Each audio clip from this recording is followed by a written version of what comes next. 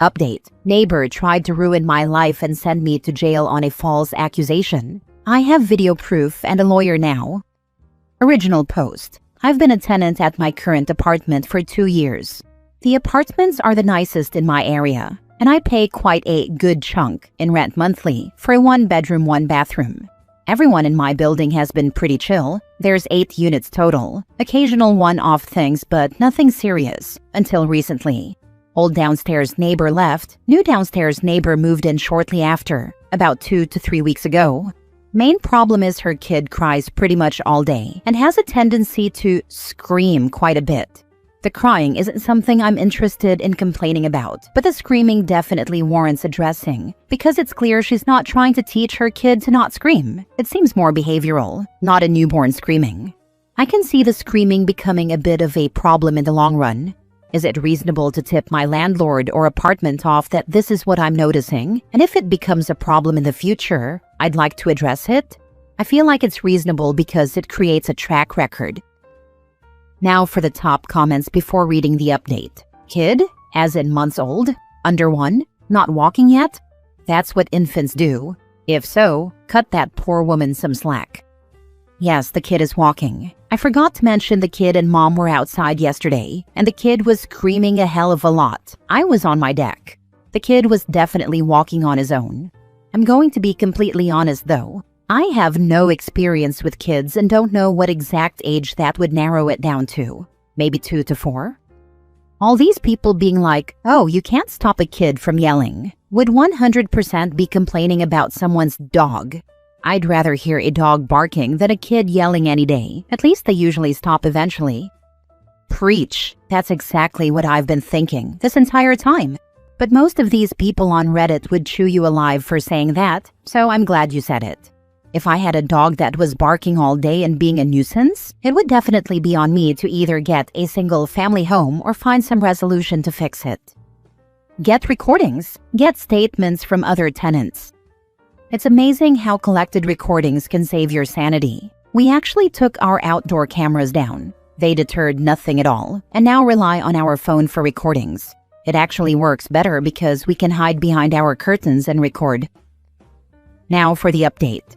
About 3 weeks ago, I decided to start recording the screams of my neighbor's 3 to 4-year-old kid and reported it to management. Management talked to them, and the downstairs neighbor said she would work on it. The neighbor the next day then made a retaliatory complaint about me saying I walk loud. I'm on the top floor, she's on the bottom. The neighbor left for 9 days and took the kid somewhere else. I thought, wow, maybe they broke the lease and now I'm free of these gremlins. But something in my gut told me this isn't over yet. These types of people are just too dumb and too self-righteous to leave without a fight. So, expecting a war, I purchased and installed 2 Nest cameras inside my apartment, which pick up audio and video 24/7 with cloud storage for 10 days. Yes, I was that sure I was dealing with a reckless person and had to protect myself. When she got back about a week and a half ago, boy did she come back with a vengeance. She started pounding on my floor, her ceiling, with a broom handle or something at all hours of the day, not because I was overly loud, but because she was retaliating against the complaint I originally made, and she was pissed. Every time she banged, I got more footage. It's funny because in the videos, I'd narrate myself explaining the entire situation while she was banging on my floor. Sometimes I'd be in the kitchen eating a Dunkin' sausage, egg and cheese croissant, walk over to the camera and start saying, yes, today is May 22, 2025 at 3:02 p.m. As you can clearly hear, my neighbors downstairs are banging in retaliation to a noise complaint I submitted about them, and just go on these mini rants to the camera. Then things escalated on Sunday, and she would not stop pounding on my floor around 10:30 p.m. She would pound 6 to 8 times, chill for a bit, then go right back to it. I have to say, I admire her consistency, but I'd had enough at this point. I don't pay $1,300 a month in rent to deal with this crap. So I called the non-emergency police line, waited 45 minutes outside my apartment, and let the cops in to ask her what's going on with the noise. She refused to answer the door to the police, but I still got a police incident number and plan to pick up the incident report in person on Tuesday because the police station documentation office was closed on Memorial Day. The next day, Monday, I heard loud knocking on my front door. Strange. Maybe it was the gremlins finally coming to confront me? I ignored it for a minute and it kept going on. So I said, go away, while showing the Nest camera timestamp on my phone in case it was them. Then they announced they were, insert my town police department. Damn. I opened the door and said, hi guys, what's up? They said, we're here on a call regarding your interactions with the female downstairs. And I said, are you talking about the incident from yesterday? They said, no, this is about today. She called dispatch about you 5 minutes ago. Can we please come in? I said, no, but we can go talk downstairs outside the apartment if you'd like. And I left the door open so the police could see me as I got a shirt on and came down with them. The police asked me what interaction I had with her that day, and I said none. I've never talked to this woman before in my life, which is the truth. Then they said she called dispatch and alleged, 1. That I was intoxicated. 2. That I had threatened her from my patio. 3. That she was a single mom with a kid. And 4. That we had a relationship together. This is a domestic dispute setup. I showed the cops the video footage of what I was doing for the past hour, literally chilling with my cat, giving him belly rubs and tidying up, recorded from 2 angles. They let me go in 5 minutes. On Tuesday, I went to the police department and got copies of both police incidents, as well as her full name from the incident. I also contacted a friend who is a county prosecutor and retained him as my lawyer to start work on a cease and desist letter. He mentioned she tried to set me up for a domestic dispute because our county has a rule where, if it's a domestic dispute, they can hold you for a minimum of 24 hours. I then went to management and alerted them that they have a tenant who's been pounding on my floor, providing all documentation, written notes, videos, and police reports. They did not give a crap. They literally said, but can we just all have a meeting about this? I'm sure we can work it out. At that moment, I knew how screwed I was. I've been a tenant here for 2 years, pleaded my case for 20 minutes to prove my innocence and how bad this other tenant was. And their main reply was, let's all have a meeting together, hee. So I said, sure, I'll bring my lawyer. We're just going to have to ask her why she falsely informed police that I threatened her, so we can pursue legal action against her. That shouldn't be a problem, right? They replied, oh no. No need to pay an attorney just to come to this. Freaking clown show. Throughout the rest of the week, I've barely been sleeping, maybe 2 or 3 hours a night. I'm just afraid of her saying something more extreme this time, like he's drunk and has a gun, and the cops kicking my door in and ending my existence. But all evidence is on my Google Drive shared with my lawyer, my family, and an ex that I'm on really good terms with. I've instructed them if I do get jailed or swatted over this, to sue everyone into oblivion. I've provided so much documentation, they'll have a strong case. My lawyer finished the cease and desist letter, which I'm sending to the gremlins below today via certified mail. Then I'll be pursuing symbolic damages via small claims, suing them for $5 for 5 different reasons, $1 a reason, then building a bigger lawsuit against them. I'll also be attempting to work with the police to get a charge against them for false informing. I have promised myself, and whatever entity is out there in this universe, that I will make this woman desolate for trying to ruin my name, frame me for something I didn't do, and potentially have me harmed by police. If it's the last freaking thing I do, I will pursue this to the furthest realm civilly and lawfully. For now, I am fully prepared to move if she does not move by the end of next week, since management is not doing anything. Your property managers suck and are knowingly allowing harassment and possibly endangerment. Bring your lawyer to talk to them too. Yeah, they're manipulative and idiotic. They said that the pounding noises are possibly the pipes. And I said, great, there are no pipes in the floors. Please send maintenance over and we can test that theory. At this point, they're trying to get me to leave the best they can, even though I've been a good tenant, never had a complaint before, and always paid rent on time for 2+ years. They get you to leave, and the next tenant above this monster of a woman may not take such a relaxed approach. Agreed, it's a highly risky situation for all parties. But all these idiots in management are concerned about is keeping both units filled and paying. Aside from that, they genuinely don't care about anything. I would go above the property managers. Find the owner. There's nothing worse than a pissed off owner who is paying a company to manage their property and they have to intervene. Even if the property manager is on staff? That's actually a solid idea because I've got to escalate this somehow. I would not sue 5 times for $1 each. That makes you look petty and unreasonable. File for a restraining order. When she violates it, she can be arrested and you can file for contempt. A cease and desist letter is a waste of time. It's symbolic damages to establish a trail in small claims. I still have the option to pursue a bigger lawsuit in the future. A restraining or protective order is highly unlikely to work, but I am filing for one today.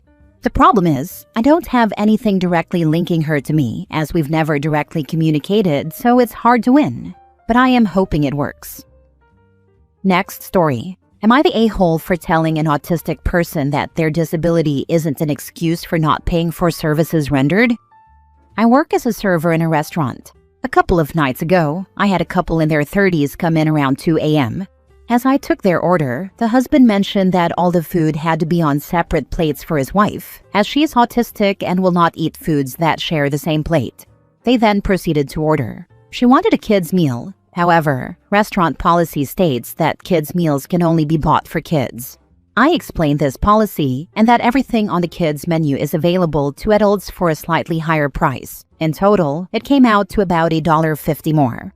The husband agreed, and I sent the order to the kitchen. We were a little busier than normal, as it was homecoming weekend and we had lots of big parties. About 20 minutes passed, and the husband flagged me down and stated that his wife was having a panic attack and they needed to pay for their drinks and leave.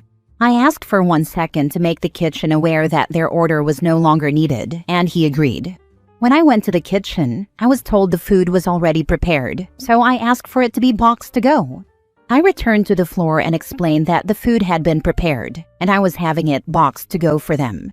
The wife then stated that, because of her panic attack, she would not be able to eat.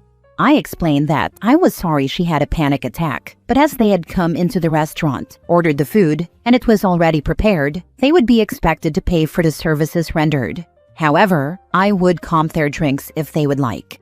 She then asked why she should have to pay for food she wouldn't be able to consume, and I simply stated that once the food was ordered and cooked, the company required compensation for services rendered, and that even if they were to stay in the restaurant and not eat any of the food and leave it at the table, they would still be expected to pay for what they ordered.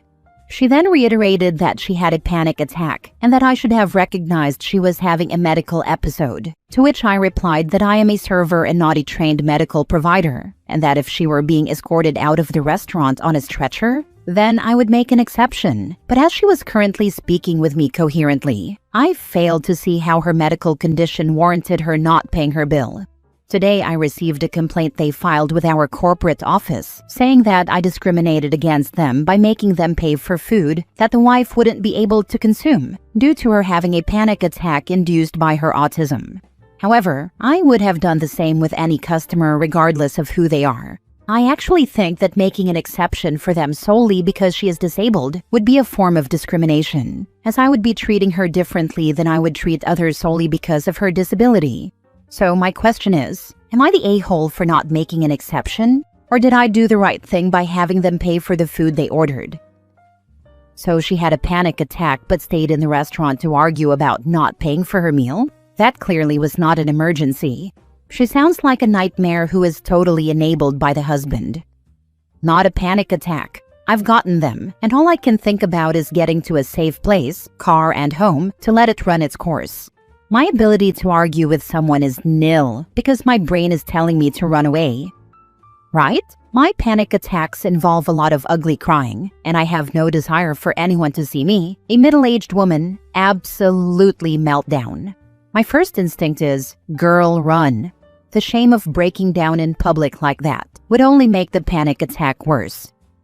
Info. What does your manager say? If he says you were right, then he should back you up. If he says you were wrong, then you fall all over yourself with apologies, skipping the obvious fact that you acted in good faith and learn about the revised policy. My manager agrees with me. Corporate says we should have just comped the food. Since you got written communication from corporate, presumably that's going in your file. Maybe you can ask your manager to put something in the file that A, you are simply going with policy, and B, he agrees with how you handled the situation, not the a-hole. Luckily, I wasn't mentioned by name in the complaint, and my manager didn't sell me out. Last story. Am I the a-hole for letting my ex-stepdaughter keep a love nest?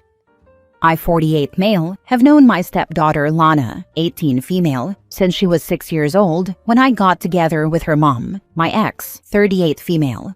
I pretty much raised her as my own for almost 10 years, until it turned out that her mom was cheating on me with her ex, 41 male, all along. We divorced and she got back together with him. By then, Lana was 16. Lana has never liked her bio dad. He only really cared about his sons, her older and younger brothers, 21 and 16, and at the risk of sounding biased, has always been kind of a douche. Even when he would come to take his kids for something, more often than not, Lana would want to stay with her half-sister Jenny, 13 female, my daughter with her mom, and would let the boys just go off on their own. When the split happened, and her mom moved back in with her bio dad, there was immediate friction. He doesn't like anything about her personality or beliefs, and he's very traditional when it comes to gender roles. One thing in particular is that while he lets his sons date as they please, she was absolutely forbidden, as long as she lived under his roof. Exactly such an argument came up not that long ago, shortly after Lana turned 18, and she basically threw her things into a few bags/suitcases and stormed out of the house, having one of her friends pick her up. She ended up couch surfing for a while, until she asked me if I could help her out. She wanted a place to live, and I was happy to help her get on her feet. I let her move into a small apartment in one of my rental houses that was previously an Airbnb. She pays way under market rate, and I even let her skate a few times in ways that I know any other landlord wouldn't. She frequently has dates and friends over, and she obviously comes and goes as she pleases, without any sort of curfew. Somehow or another, my ex and her father seem to keep tabs on her, and they call or text me to complain whenever she won't talk to them. She works and goes to a local community college, and I figure that she's an adult, and her time is her own. The place is a short walk from my house, and Jenny visits all the time, or Lana will even come over here. It's worth noting that I have primary custody of Jenny, and that she didn't want to move and live with my ex and her partner either. My ex-wife has said that it's weird and inappropriate that I even maintain any kind of relationship with Lana at all, and she's especially upset that I am, in her words, letting her keep a love nest and helping her flout her real family's authority. As far as I'm concerned, I have told her before that I will be here for her, and she's an adult and has the right to make whatever decision she wants. Not the a-hole. She is your daughter, blood or no blood. Thank you. I really do feel the same. My dad, who died recently, wasn't my father by blood. I still love and miss him dearly. He took me in when I had nowhere to go and was the kindest person I've ever known. Just because you don't share blood doesn't mean you aren't family. Keeping a love nest. So where did she and the ex go when she was cheating on you? She needs to get off her imaginary high horse. The girl came to you for help after sofa surfing because she doesn't want to be near them. Would the mom rather her be on the streets than having somewhere safe? You're not the a-hole. They are.